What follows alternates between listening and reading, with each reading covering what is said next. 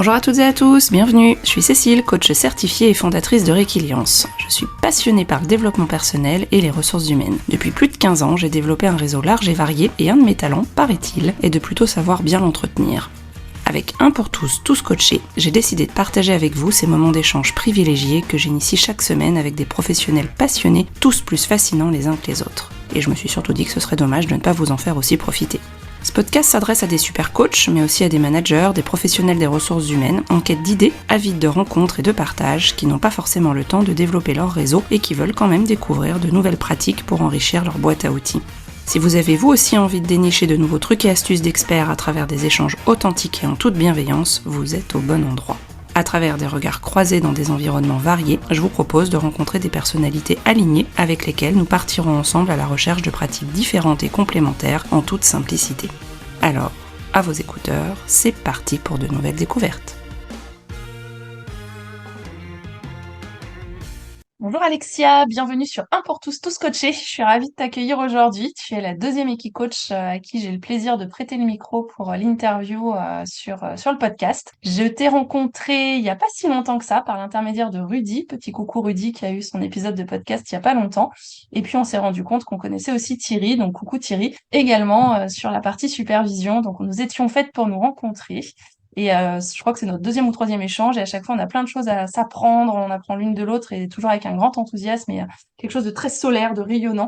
Moi je trouve ça top toujours d'échanger avec toi et je me suis dit que ce serait bien de pouvoir aussi apporter ton éclairage puisque tu fais également du bilan de compétences, de l'équicoaching, tu nous en diras plus juste dans quelques secondes. Et le thème du jour, c'est comment utiliser les émotions, les soft skills pour accompagner le travail et remettre les personnes au travail, bien sûr en lien avec l'équicoaching et la posture non verbale. Tout un programme que j'ai hâte de partager avec toi. Donc voilà pour la petite minute d'introduction et l'idée c'est de te laisser la parole, que tu puisses nous dire ce que tu as envie de nous dire en complément, parce que j'ai été très rapide, très succincte sur la présentation, mais il y a peut-être des choses que tu as envie de partager avec nos auditeurs. Merci Cécile déjà pour cette présentation. Moi, je suis ravie d'être là aujourd'hui et de pouvoir échanger le micro avec toi. C'est mon premier podcast, donc c'est à la fois de l'émotion, de l'envie, de l'énergie et plein de choses qui passent. Pour compléter ta présentation qui était déjà assez complète sur aujourd'hui ce que je propose, moi j'aime à dire que ma mission aujourd'hui, ce que j'ai envie de transmettre, c'est de faciliter la rencontre avec soi. Donc, toutes les personnes que j'accompagne, c'est un petit peu dans cette dynamique-là que je vais les accompagner, que ce soit via le bilan de compétences, le coaching ou l'equi-coaching, qui pour moi, grâce aux chevaux, on va encore renforcer cette connexion à soi-même. Super. Donc, du coup, ce lien que tu fais toi, en tout cas cette rencontre avec soi-même. Et du coup, alors on était parti, c'est vrai que ayant déjà interviewé Florence, à qui je fais aussi un coucou, parce que je sais qu'elle écoute aussi les épisodes, l'idée c'était de voir aussi comment toi t'es arrivé à l'équicoaching, comment tu voyais les choses, comment tu le définissais, parce que c'est la toute première fois qu'on a échangé, tu m'as dit finalement, moi, ma mission, enfin une de mes missions en tout cas, c'est de rendre accessible à tous l'existence de l'équicoaching, la vulgarisation entre guillemets de l'équicoaching. Donc quelle est ta vision à toi, ta définition? Oui. Qu'est-ce que tu peux nous en dire? Mm. Alors ça, c'est déjà, tu l'as bien dit, un de mes projets, une de mes ambitions aujourd'hui, c'est de pouvoir dire que peut-être que l'équi-coaching devienne le futur yoga, que le mot devienne dans le jargon quotidien de la moitié, une bonne partie des Français et que chacun puisse savoir que ça existe et que ça leur est disponible. Et pour ça, c'est important effectivement de savoir pourquoi venir voir un équi-coach et déjà, qu'est-ce que c'est l'équi-coaching?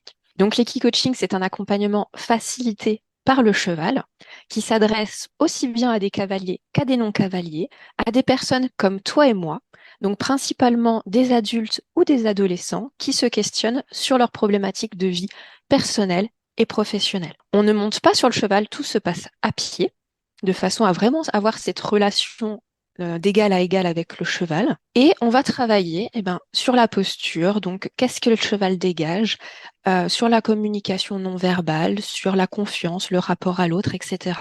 Et pourquoi on va utiliser le cheval dans un accompagnement? Parce qu'on aurait pu aussi utiliser un autre animal, comme un chien par exemple, qui peut être aussi utilisé dans d'autres cadres de médiation. C'est que déjà, le cheval, il y a le côté imposant. On a un animal qui fait à peu près 500 kilos en face de soi. Certaines personnes peuvent avoir une appréhension, donc c'est important aussi de questionner cette appréhension, cette peur, ou au contraire cette envie d'aller vers l'animal. Et aussi, historiquement, le cheval, c'est quand même un animal de proie, ce qui veut dire que dans la nature, c'est que c'est lui qui se fait manger. Ça peut paraître surprenant parce qu'il est quand même assez imposant, mais c'est une réalité. Et que du coup, en tant qu'animal de proie, il a des capteurs sensoriels qui fait que il détecte dans son environnement, donc il a aussi une vision panoramique du fait de ses yeux sur le côté de sa tête, qui lui permettent d'avoir un très grand champ de vision, une très grande sensibilité, qui va permettre au cheval de capter notre état émotionnel. Pour vous donner un exemple, le cheval, apparemment, pourrait capter nos battements du cœur à une vingtaine de mètres. Donc un cheval, avant même qu'on rentre en relation physique avec lui, avant qu'on le touche, il sait déjà avec quoi on vient. Et c'est cette sensibilité-là que je vais, moi, en tant qu'équicoach, utiliser dans mes accompagnements. Et en fonction de comment réagit le cheval en interaction avec une personne, eh ben, je vais aller questionner ce qui passe pour mettre l'inconscient en conscience. Ok, super. Merci déjà de ta définition avec le côté exemple. Je savais pas du tout que le cheval pouvait détecter les battements de cœur à 20 mètres. Donc ouais, hyper intéressant. Ça montre tout de suite la puissance aussi de l'interaction et de ce que tu utilises toi comme matériau en coaching. J'imagine qu'il y a aussi toute l'observation de ce qui se passe, de ce qui se joue. Tu nous en diras peut-être plus sur la partie non verbale quand on arrivera sur cette partie-là.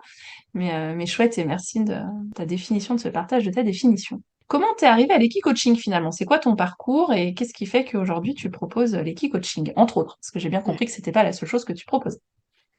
Alors, pour moi, j'ai envie de dire, ça a été un long chemin intérieur d'introspection. Dans ma tête, je m'étais toujours dit que j'aurais deux métiers. Un métier de bureau, entre guillemets, un travail assez classique, un travail intellectuel et un travail plus dans la nature, au contact peut-être des animaux. Et pour moi, il n'y avait pas de possibilité d'en faire un seul métier dans ma vision quand j'étais jeune. Et puis, arrivant, vers 28 ans, j'ai fait un burn-out qui peut s'apparenter plus à un burn-out parce que je me posais vraiment des questions de sens sur mon activité. Et j'ai été mise en relation avec des coachs, des consultants, des personnes qui faisaient du développement personnel. Et là, je me suis dit, tiens, ce métier-là pourrait m'intéresser. Mais mon jeune âge et mon manque de confiance en moi me disaient, je pense pas y aller tout de suite, j'ai pas la légitimité, je me sens pas les épaules pour. Alors, j'ai postulé à des postes de RH pour me dire, je vais aller acquérir la légitimité en entreprise pour après retravailler sur ce projet. Et puis, en parallèle, je me suis dit, mais si je fais que du coaching, il est où la nature là-dedans? Il va me manquer encore quelque chose. Et puis, en tant que recruteuse, je passais beaucoup de temps sur les réseaux sociaux, sur LinkedIn. Et là, synchronicité arrive, je vois un post marqué Equi-Coaching. Je me dis, qu'est-ce que c'est que cette chose? J'avais été cavalière pendant plus de 20 ans. J'avais arrêté pour raison en partie professionnelle, parce que c'est quand même une passion qui prend du temps.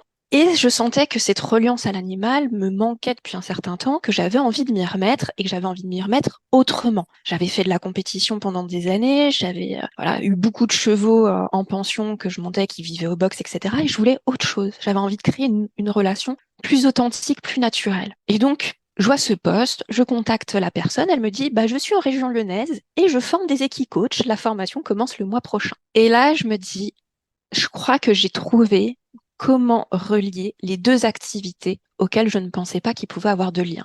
Avoir une activité qui puisse être faite en bureau ou dans un autre environnement avec mon intellect et un peu dans le mental, et une autre où on passe beaucoup plus dans le corporel, dans l'émotion, dans l'intuition, en présence du cheval. Et du coup, en pleine nature. Voilà. La boucle était bouclée. En quelques semaines, tout était ficelé. Je suis partie de ma société et j'ai enclenché le changement. Super, c'est chouette. C'est une belle histoire en tout cas de rencontre, de synchronicité et il n'y a pas de hasard. Mm. Et du coup, tu t'es formé, tu t'es lancé Ouais. dans ton activité et aujourd'hui, tu proposes donc du bilan de compétences, du coaching, de l'équi-coaching. Est-ce que j'ai oublié quelque chose ou est-ce qu'on est sur ce triptyque-là du coup? Du bilan de compétences, effectivement. De l'équi-coaching, c'est pour les particuliers et pour les entreprises. J'interviens Ok. aussi dans le cadre de team building ou de formation, par exemple sur la posture managériale, sur l'intégration de nouveaux collaborateurs, la posture du recruteur. Vu que c'est mon ancien métier, Eh ben oui. je l'anime en version équine pour travailler sur cette posture de communication non verbale, qui est super importante quand on cherche à recruter des talents. aujourd'hui où on en a bien besoin. Et après, je propose des formats hybrides où il y a du coaching et de l'équi-coaching. C'est vraiment du format sur mesure que je construis avec la personne qui souhaite être accompagnée par moi. Ok, super. Et quand on a préparé l'épisode, on a parlé aussi de toute cette notion d'utilisation des émotions, des soft skills, dans le travail, remise au travail, parce que tu accompagnes aussi des personnes qui sont aussi en questionnement pro, ou en Mm. reprise d'activité, ou qui se questionnent sur la reprise d'activité. Ça nous a paru évident quand on en a parlé toutes les deux finalement. Qu'est-ce qui fait que ça a été évident pour toi d'avoir envie de parler de la notion de la gestion des émotions et des soft skills justement dans ce retour au travail? Alors, pour moi, aujourd'hui, dans le retour au travail, je dirais aussi la rentrée dans le travail. Ah, ok. Euh, Ouais. pour moi, il y a les deux qui rentrent en ligne de compte parce qu'aujourd'hui, si on regarde sur les réseaux sociaux, sur LinkedIn, on entend beaucoup parler justement des fameux soft skills qu'il faut développer, que c'est les compétences à avoir pour demain, que les compétences techniques s'acquièrent. Par contre, les soft skills, c'est ce qu'il va falloir pour les recruteurs détecter et donc pour les candidats, ce qu'ils vont devoir mettre en valeur, en évidence pendant les entretiens. Alors, c'est bien beau de dire ça, mais après, Oui. les soft skills, il y a des choses qui sont innées, qui font partie aussi de nos talents. On ne se rend pas forcément compte de sur quoi on peut s'appuyer pour dire quelles sont mes qualités, quelle est ma différenciation par rapport à un autre candidat. Et en se faisant accompagner, donc c'est que ce soit avec ou sans les choix, ils vont pouvoir appuyer sur le non-verbal, sur la posture, et du coup, aller mettre en conscience des comportements que la personne faisait de façon innée et dont il n'avait pas conscience. Donc, ils vont être des détecteurs de talent, des détecteurs de savoir-être, parce qu'il y a peut-être des personnes qui vont se dire, j'ai pas du tout confiance en moi, et qui finalement vont avoir un leadership de dingue en présence du cheval. Et du coup, la présence du cheval va être un booster de la confiance en soi. Ok.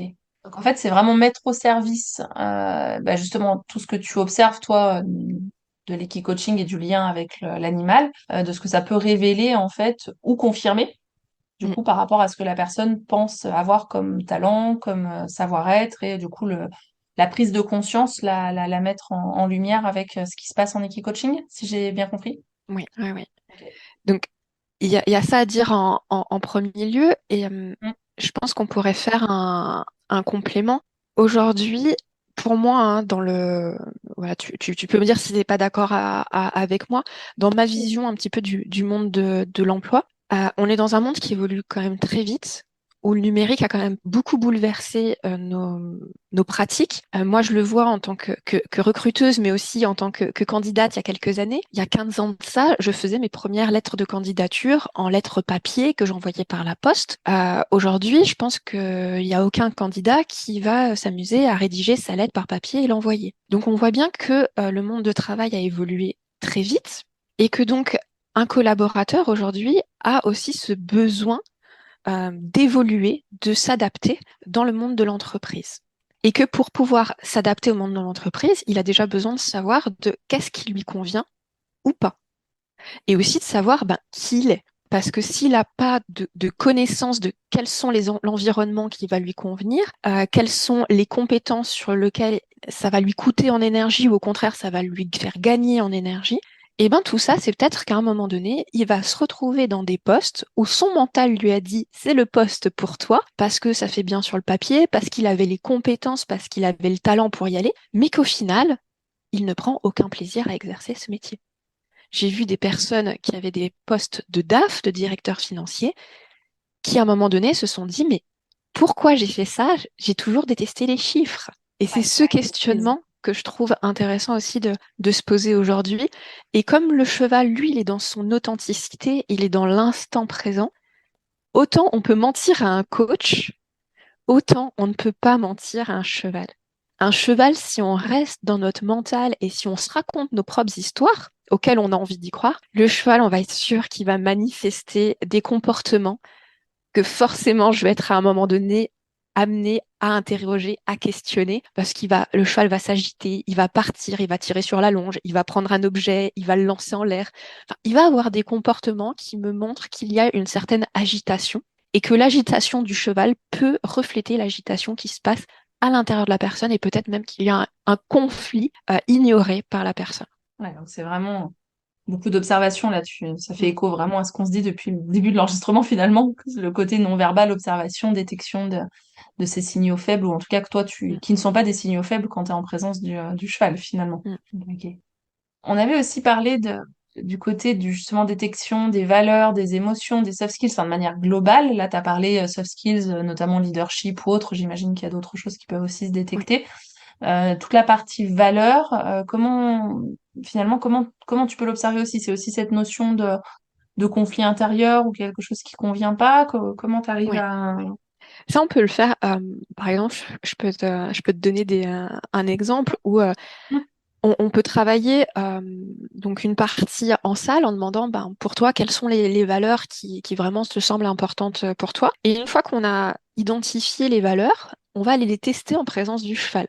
Donc je vais dire ben, vas-y, prends plusieurs objets dans la carrière qui pour toi représentent tes valeurs et on va les disposer dans la carrière. Et on va faire passer le cheval autour de ces objets-là et je vais connecter la personne en disant bah, toi comment tu te sens en présence de cet objet qui représente telle valeur. Puis des fois, la personne va me dire, ah, mais je me sens super bien. Et là, le cheval, il va donner des grands coups de pied dans le bidon, il va s'agacer. Est-ce que c'est si simple pour toi de vivre avec cette valeur actuellement? Voilà. Et en fait, à chaque fois, voilà, je vais questionner à chaque fois la personne, dans sa tête, dans son corps, dans son cœur, et aussi m'appuyer sur l'observable du cheval et ce que lui manifeste. Ok. Bah, merci pour l'exemple parce que du coup, c'est très parlant. Enfin, je pense en tout cas quand on est extérieur à tout cet environnement-là, ça peut effectivement donner Mm. voilà, des signes et des indicateurs. Autant, voilà, émotion, j'avais bien capté le comment on pouvait effectivement détecter. Soft skills, j'avais fait le lien. Et valeurs, j'étais curieuse. Donc, merci d'avoir répondu à ma curiosité Avec sur cet plaisir. aspect-là. Et on avait parlé aussi de posture non verbale. Alors, on en parle depuis tout à l'heure. Mm. Quand tu dis posture non verbale, ça va être de la personne, du cheval, les deux ensemble, de toi dans ce que tu observes? C'est quoi, comment tu fais finalement? Alors, je peux te donner déjà un exemple de posture non verbale entremêlée. Je t'explique, parce qu'on avait parlé aussi par rapport à la reprise du travail. Ouais. Une cliente qui vient, qui est en situation de burn-out depuis plusieurs mois et qui me dit, ça y est, maintenant, je suis prête, je veux retourner à l'action, je veux reprendre le travail dans les semaines qui viennent. Ok. Je lui propose alors de la mettre en lien avec une jument, on lui met le licol, je la mets dans la carrière et je lui dis, ben, je t'invite à te connecter à la jument et à lui proposer de marcher avec toi. Pendant 1 heure, la jument n'a pas bougé un sabot. Donc, ce que j'ai questionné, là, c'était, OK, la jument ne bouge pas. Qu'est-ce que ça me dit sur toi? Et on a questionné au final, est-ce que c'est sa tête qui avait envie de bouger? Oui, c'est son mental qui lui disait, et son ego, sa culture, son éducation, qui lui disait, ben, c'est pas bien d'être en arrêt maladie, il faut retourner vers l'emploi, etc. Et au final, son corps qui lui disait, eh ben, moi, je suis fatigué. Et le cheval, lui, ce à quoi il répondait, c'était aux besoins du corps.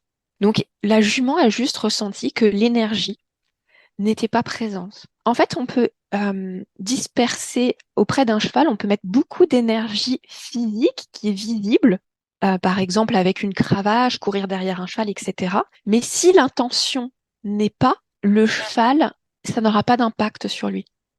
C'est comme l'exemple de, tu sais, dans la savane, on voit souvent dans les reportages animaliers, le lion, et puis à côté, on a un zèbre qui vient s'abreuver. Abreuver, j'ai bien Mhm. parlé. Ouais. Et comment ça se fait qu'il y en a un normalement qui est censé manger l'autre et que là, ils viennent boire au même endroit? Parce que le zèbre a détecté qu'à ce moment-là, le lion n'est pas en danger pour lui, parce qu'il est rassasié. Eh ben, c'est pareil pour l'humain. Quand l'humain, il est en mode, bah, je crie de partout, mais au final, j'ai pas l'intention de te faire mal, eh ben, le cheval ne va pas bouger. De la même façon que s'il y a une intention de violence intérieure dans l'état interne. Et donc, ça, pour la communication non verbale, et on le voit par exemple en posture de recrutement, on dit qu'on n'a pas 2 fois la possibilité de faire une bonne impression. Parce que notre communication non verbale compte, il me semble, à peu près à 93% de ce qu'on raconte, de ce qui est perçu en tout cas par l'autre, et que le verbal proprement parlé, les mots que je prononce, ont seulement un poids de 7%. Et il y a même des études qui sont sorties, ils ont pris 2 tests. Ils ont fait 2 tests, donc là c'est sans les chevaux. Ils ont pris une première équipe où leur manager leur disait des mots agréables sur leur travail, qu'ils avaient bien travaillé, qu'ils étaient contents d'eux, avec une posture de fermeture. Donc bras croisés, pas de sourire, etc.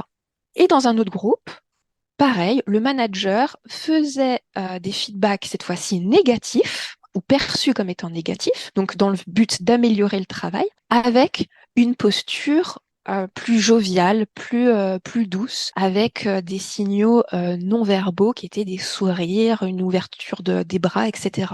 Ce qu'il en est ressorti de cet exemple, c'est que ceux du premier test sont sortis avec une tension plus forte et plus négative que ceux du deuxième groupe, alors que c'est au deuxième groupe à qui on faisait quelque part des remontrances. Donc là, on voit bien à quel point l'impact du non-verbal a une importance. Et le cheval, lui, comme il est que dans le non-verbal, il va nous renvoyer par effet miroir ce qu'il perçoit de nous. Donc des fois, on a l'impression de dire, mais là, je fais tout bien, et le cheval, il bouge pas.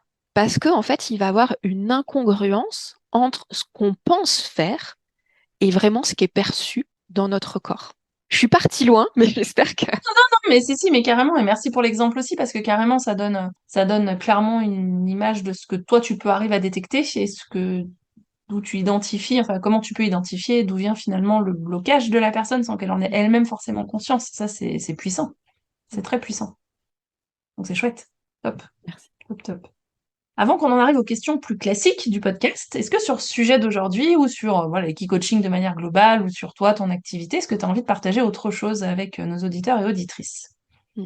Oui, il y avait un sujet qui me tenait à cœur, parce qu'on a parlé un peu plus des adultes, et aujourd'hui, c'est aussi les ados qui sont nos futurs adultes qui m'intéressent. Et aujourd'hui, oui, je suis un peu entre deux eaux par rapport à leur avenir. On parle de Parcoursup, qu'apparemment c'est une machine à gaz, alors j'ai pas eu à expérimenter, j'en suis ravie. Mais pour moi, il y a quelque chose qui est de l'ordre d'aider ces jeunes à mieux se connaître avant de les accompagner à choisir une voie. Surtout qu'avec tout ce qu'on a dit avant, c'est qu'on sait déjà que potentiellement, dans nos futurs métiers, on n'est pas comme nos grands-parents, on va pas faire le même métier pendant 20, 30 ans dans la même boîte. On va être amené à changer de métier plusieurs fois dans nos vies, à évoluer, parfois parce qu'on en a envie, parfois parce que notre métier n'existera plus. Et ce qui nous permettra de rebondir, eh ben, c'est toujours cette capacité et cette connaissance de soi. Et moi, ce qui m'anime aussi aujourd'hui, c'est de pouvoir accompagner ces jeunes via l'équicoaching, via le coaching, à mieux se connaître pour, dès l'adolescence, prendre conscience de finalement de quoi ils ont envie, ces jeunes, et faire des choix qui soient pour eux, en conscience, plutôt que par rapport à un prisme sociétal, parental, etc.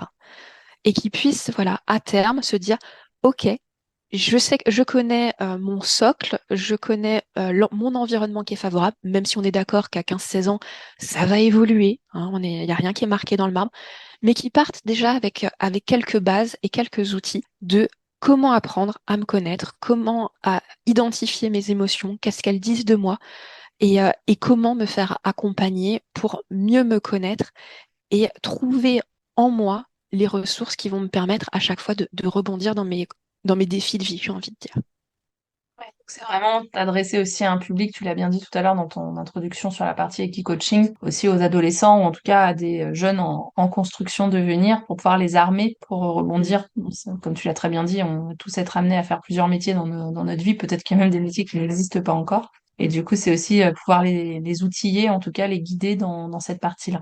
Mm. Et peut-être, hein, alors c'est peut-être un peu ambitieux, mais qu'en les accompagnant dès l'adolescence, ça Ouais. évitera d'avoir des crises existentielles à la trentaine, quarantaine, cinquantaine, de tout vouloir remettre en question complètement et en disant bah, j'ai loupé quelques étapes de ma vie parce que le travail qu'ils font vers les 40-50 ans, une partie aurait pu être faite plus tôt. Ouais. Ok. Ça, c'est un autre de tes projets On de verra. mission, c'est ça. En tout cas, c'est un des sujets qui t'occupe en ce moment. J'ai vu que tu avais fait des posts aussi, on en a parlé la dernière fois quand on a discuté toutes les deux, mais que tu avais orienté des posts LinkedIn aussi sur ces sujets-là Ouais. d'orientation des jeunes, de comment faire pour bien se connaître Mm. et intervenir le plus tôt possible pour pouvoir guider, outiller et accompagner ces moments de vie. Top. Mm. Ben, merci beaucoup du coup Alexia. Je te propose qu'on passe aux questions classiques, plus classiques du podcast. Et une des premières que je pose généralement, alors Je vais voir la réponse que tu vas m'apporter, mais je pense qu'on a déjà un petit peu parlé. Mais qu'est-ce que ça signifie être aligné pour toi? Pour moi, c'est vraiment un état d'être et quelque chose qu'on ressent en soi. Et quand on est aligné, il y a une sorte d'apaisement qui se fait aussi bien du mental que du corps. Voilà. Il y a quelque chose de, on le sait, on le sait, on le sent. Vraiment quelque chose qui permet d'apaiser, en tout cas un état interne intérieur qui Mm. permet de le ressentir et de se sentir apaisé. Ok. Est-ce qu'il y a un conseil qu'on t'a donné ou que tu pourrais nous donner ou partager pour justement être soi-même? Des très grandes questions dans la connaissance de soi. Alors, ce qui me vient avec, on en parle, c'est aussi une thématique de ce podcast là depuis le début que les réseaux sociaux avec arrêter de se comparer. On est dans une société où on est tous ultra connectés et du coup la comparaison est ultra facile. Euh, et que pour moi, en se détachant de ça, on peut être plus authentique et du coup se questionner sur finalement qui suis-je vraiment et qu'est-ce qui m'intéresse. Et aussi, il y a le côté, si on arrive à se détacher de l'autre, on va pouvoir ainsi sortir du mental et sortir de son ego. Et c'est en se détachant, alors faut pas, je dis pas qu'il faut tuer l'ego, hein, l'ego il a ses raisons d'être et il peut être très bien à certains moments, mais juste en le remettant à sa place et se dire je ne suis pas que mon mental, je ne suis pas que mon ego, dire bah voilà, qu'est-ce que ça crée de l'espace pour autre chose. Et donc, ça permet aussi de se poser des questions sur qui je suis. Et enfin, pour se poser la question de qui je suis et être soi-même, ben pour moi, ça passe aussi par passer du temps seul avec soi-même. On est dans des sociétés où on aime tout le temps remplir nos agendas et déborder, et que quand on est chez nous, il faut toujours qu'il y ait un son, une musique, quelque chose qui agrémente, et qu'au final, ça nous empêche d'être seul avec soi, et juste de prendre quelques minutes, 5 minutes par jour, de se poser sur son canapé et de laisser venir ce qui vient. Voilà. Et finir par apprécier aussi, moi maintenant c'est quelque chose que j'apprécie vraiment, de passer du temps seul avec moi-même et de laisser venir. Je me dis au final, je vais quand même passer toute ma vie avec moi-même, donc autant que ça soit confortable, et passer ce temps-là à juste observer ce qui est présent à moi. Prendre ces temps de, j'ai presque envie de dire de méditation intérieure, introspection intérieure en tout cas sur ce Mm. temps-là, prendre du temps avec soi-même et se distancier du côté comparaison. Oui. Tu l'as introduit parfaitement, mais du coup la question d'après c'est comment est-ce que tu entretiens ton réseau? On a parlé des réseaux sociaux, mais de manière globale, comment est-ce Oui. que toi entretiens ton réseau? C'est quoi d'ailleurs ton réseau? Alors, Et c'est qui? il y en a plusieurs. Parce que déjà, j'ai ma déformation professionnelle de mon ancienne vie, qui était LinkedIn, où j'étais quand même très présente sur les réseaux sociaux pour pouvoir recruter. Après, ce que je me suis rendu compte en me lançant dans l'entrepreneuriat, c'est que bah, déjà, un réseau, c'est bien beau d'avoir beaucoup de personnes dans mon réseau, mais si je les connais pas personnellement, que j'échange pas régulièrement avec eux, au final, est-ce que c'est vraiment du réseau? Voilà, c'est un Bonne question. nombre sur un profil LinkedIn. Donc ça, c'est le premier chose où pour moi, c'était un réseau passif plus ou moins. Donc il y a ce premier aspect de réseaux sociaux et au final de comment je l'alimente, qu'est-ce que j'ai envie de transmettre à travers ces réseaux et pourquoi je le fais, quelle est la finalité? Est-ce que c'est pour transmettre une information?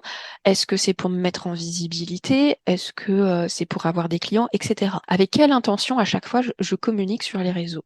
Donc ça, c'est le premier aspect de réseau. Et après, moi, je me suis rendu compte que pour moi, dans l'entrepreneuriat, entreprendre, c'est aussi des fois avoir un sentiment de solitude. Parce qu'on peut entreprendre en étant, bah, je passe beaucoup de temps, bon, soit avec les chevaux, soit devant mon PC, ou avec mes clients. Mais au final, j'ai aussi besoin d'interaction sociale comme avant avec des collègues quand j'étais en entreprise. Et que pour moi, c'est ça aussi qui est important, c'est créer du réseau physique. Donc, ça va être participer à des networking entre entrepreneurs, des réseaux de pairs, de coachs, etc., des key coachs, et toujours être dans cette synergie et dans cet échange, dans ce partage, aussi bien des réussites que des moments de difficulté et pouvoir aussi s'entraider. Pour moi, aujourd'hui, je dirais que le réseau est indispensable à l'entrepreneuriat et que pour moi, un réseau, pour être utile, entre guillemets, il faut le rendre vivant. Donc, c'est toujours... moi, je me suis rendu compte que j'adore mettre les gens en relation et que en connaissant la personne, en connaissant son activité, en connaissant son besoin, je vais pouvoir la mettre en relation avec d'autres personnes de mon réseau parce que je sais que ça va pouvoir matcher. Et c'est là que pour moi que ça devient intéressant. C'est un peu comme le mythique du réseautage de l'entrepreneur. C'est comment je mets en lien des personnes. Et pour moi, c'est d'une richesse qui est ultra forte. Et après, les retours que j'en ai, ben, moi, j'adore quand les gens me disent, ah, ben, on a créé un partenariat, il y a quelque chose qui s'est mis en place, etc. Ben, moi, j'en suis ravie. Ouais, c'était vraiment ta manière. J'aime bien la notion enfin, en tout cas, les nouvelles sur le podcast. Après, chacun a sa définition du réseau, qu'est-ce qu'on en fait. Et toi, ce que je retiens, c'est ce côté, le rendre réel, le rendre physique, Mm. le rendre, passer du virtuel à créer du lien, mais un vrai lien, du coup, pour mettre en contact et qu'il y ait des choses qui émergent de ces mises en Oui. contact, mais cette mise en mouvement. Mm. Et puis, bah, il reste une question aussi qui est un livre, une BD, un bouquin, du moment, pas du moment, que tu nous recommanderais ou qui en tout cas t'a animé ou toi ou te plaît. Qu'est-ce que tu pourrais nous conseiller? Alors, je peux te parler du dernier livre que j'ai terminé la semaine dernière, Ouais. qui est bien connu hein, quand même, parce que c'est Kilomètre Zéro. Si je dis pas, j'écorche pas son nom, c'est Maud Ankawa. Mm. Ça doit être ça. Pourquoi j'ai bien aimé ce livre? Parce que il y a déjà un côté accessible. C'est, on va dire, une sorte de développement personnel agrémenté de romances, d'histoires, etc., qui le rend facile à lire et accessible, et à chacun est libre de le comprendre au niveau qu'il a envie de le comprendre. Il y a aussi dans cet ouvrage la métaphore de la montagne, qui Mm. a un chemin très intéressant au niveau de l'objectif. Est-ce que, ben, au final, c'est l'objectif qui est le plus important ou le chemin parcouru? Ouais. Et il y a aussi un passage du livre, alors qui est assez connu, où j'avais envie de partager avec toi. C'est la métaphore des gros cailloux, Mm. qui a été repris à maintes reprises, hein, qui est assez connu. C'est l'idée que on prend un bocal et à côté de ce bocal, on va y mettre des gros cailloux, des graviers, du sable, de l'eau. Si on commence à remplir le bocal par l'eau ou le sable, il y aura plus de place pour les cailloux et le gravier. Par contre, si on commence par les gros cailloux, eh ben, on pourra rajouter du gravier, on pourra rajouter du sable, on pourra rajouter de l'eau. Et c'est vraiment cette métaphore, donc au final, ces gros cailloux, si c'était vraiment les choses indispensables à notre vie, eh ben, quelles seraient-elles? Plutôt que vouloir les meubler de choses futiles et de choses qui nous prennent du temps, comme le sable, et qui sont aussi volatiles, eh ben, sur quoi on peut s'appuyer? Est-ce que c'est nos gros piliers de vie? Est-ce que c'est notre santé, la famille, le travail, etc. Chacun est libre d'y mettre les gros cailloux qui lui correspondent. Et pour moi, c'est aussi une invitation à revenir à l'essentiel et de se poser régulièrement cette question, surtout pour les personnes dans nos sociétés où on se dit, j'ai pas le temps. Et ben, à Mm. chaque fois qu'on se dit, j'ai pas le temps, remplacer cette phrase par je ne prends pas le temps. Et au final, qu'est-ce qui nous arrange? Qu'est-ce qu'on y gagne en ne prenant pas le temps de faire cette action-là? Et remettre l'essentiel dans son bocal pour après avoir le temps pour le reste. Merci de ce partage. Non, c'est génial du coup. J'ai parlé de Modankawa hier. J'ai fait un brunch avec une copine, coucou Amel.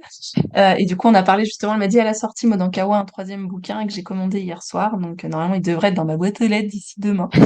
Et effectivement, c'est de très beaux ouvrages. Et j'avais, tu vois, j'avais oublié que dans Kilomètre Zéro, il y avait cette métaphore avec les cailloux qui effectivement est très parlante et que tu exprimes. Très bien, donc merci de ce rappel aussi de ce qu'on trouve dans cet ouvrage et c'est très joliment romancé. Il y a Respire aussi et je cherchais le titre du troisième, je l'ai pas retrouvé, Plus mais je le jamais sans mettrai moi. dans. Oui, voilà, parfait. Tu l'as lu déjà? Pas encore, mais il est Pas dans ma encore? to-do. Il est dans ta. Ok. Moi j'en ai un à lire avant, mais du coup c'est un des prochains. Et c'est chouette et ouais je sais plus qui sur un des podcasts qui va sortir bah juste je crois que c'est un ou deux épisodes avant toi du coup là dans la liste de diffusion on a aussi parlé mais je crois qu'on a parlé de Respire on n'a pas parlé de Kilomètre Zéro donc c'est chouette je vais remettre la trilogie de Modankawa pour sponsoriser l'accessibilité au développement personnel et à la connaissance de soi je trouve que c'est très très chouette très très Bah, chouette. dans les autres ouvrages hein, que j'aime beaucoup en Ouais. orienté développement personnel, bon, il y a tous ceux de Laurent Gounel. Mm. Et particulièrement, si je pense que c'est le premier que j'ai lu qui m'a le plus marqué parce que c'est arrivé à un moment de ma vie où j'avais besoin de l'entendre. C'était Les Dieux voyagent toujours incognito. Ouais, ouais. Et celui-là, pour travailler l'estime de soi, la confiance en soi, il est quand même top. Il est top. Ouais, ouais. Bah, tu vois, l'épisode qui est sorti, on enregistre aujourd'hui le 13 mars, l'épisode de Christelle est sorti ce matin. Et justement, on parle de Laurent Gounel. Alors, j'ai fait un global, je crois que j'ai renvoyé sur la page directement du site de l'auteur. Mais effectivement, les dieux voyagent toujours incognito. Je crois que j'ai commencé Gounel par là aussi il y a quelques années. Et c'est un joli un démarrage de chemin dans le développement personnel. Mais top, top, top, top. Ouais, super. Écoute, le temps passe à toute allure, comme à chaque fois qu'on échange toutes les deux. Est-ce que justement sur l'épisode, il y a quelque chose d'autre que tu souhaites partager avec nos auditeurs, auditrices avant qu'on rende l'antenne? Bah écoute, je pense que on a pas mal dit de choses. Après, moi, c'est plus des invitations. Je peux les inviter à venir expérimenter l'équi-coaching parce que c'est vraiment quelque chose. On pourrait en parler pendant des heures, mais c'est une expérience qui se ressent. Voilà, donc vraiment, c'est une invitation à venir découvrir par les sens cette approche. Et la deuxième invitation que j'ai envie de faire pour moi, c'est toujours oser. Hmm. Oser en partant de son centre, si c'est juste pour soi, oser. Ok, je vais rester sur ces deux belles invitations. Et encore un immense merci à toi pour avoir pris de ton temps et pour avoir partagé tes passions, j'allais dire mais je vais mettre au pluriel, tes passions, Merci à toi pour pour pouvoir l'invitation. continuer à réfléchir à tout ça. Et chouette, merci beaucoup en tout cas pour tout ça. Je te souhaite très belle fin de journée et je dis à très vite à nos auditeurs. Merci Cécile. Merci d'avoir écouté l'épisode jusqu'au bout. J'espère que l'échange vous a plu. N'hésitez pas à aller sur la page du podcast Un pour tous, tous coachés sur le site www.requiliance.fr. Je compte également sur vous pour déposer vos 5 étoiles et votre avis sur votre plateforme préférée d'écoute. Cela permettra à de nouvelles personnes de découvrir plus facilement le podcast et d'agrandir la communauté. Encore merci et à très vite pour de nouvelles aventures.